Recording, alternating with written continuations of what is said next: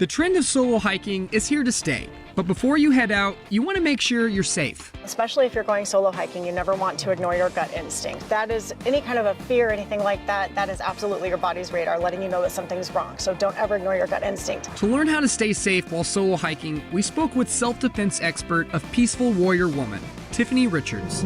Start by being aware. Awareness is absolutely key. And early in the morning, you talked about, most attacks actually happen between 5:30 and 8 o'clock in the morning. Also, look out for wildlife. Keeping your head on a swivel, it's snake season. You want to make sure that you can hear and see the snakes. So no earbuds, no earphones. And this goes across the board when you're out walking your dog, jogging, anything like that. You want to make sure that you actually have your senses available. And make sure someone knows where you are. If you are going out by yourself, let them know where you're going, what trail you're going on, and your expected time to get back. That's always smart, because that way you can always check in. And I would invest also in a satellite, an SOS satellite messenger system. In case your phone is not in service, you can at least reach out to somebody and get help. And if you want to post on social media about your hike, just wait until you've left the location for extra precaution.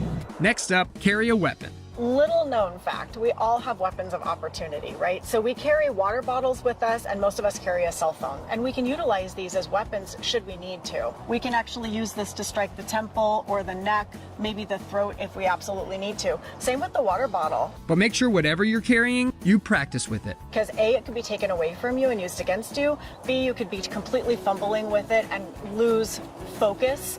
And then also, things can malfunction, like pepper spray and those types of items. And consider using bear spray instead of pepper spray. Pepper spray really only shoots about 8 to 10 feet, whereas bear spray shoots 32 feet, and it has a really wide range as well, so you don't have to be so precise. And lastly, learn self-defense moves. If you didn't have any kind of weapon on you, what are some ways that we can still keep ourselves safe? You are your first line of self-defense, so don't rely on a weapon, rely on yourself. If you're coming up to me and I'm kind of creating a boundary, I'm already putting my hands up saying, hey, get away. I can use my voice. Don't forget that you have this powerful voice that you can use.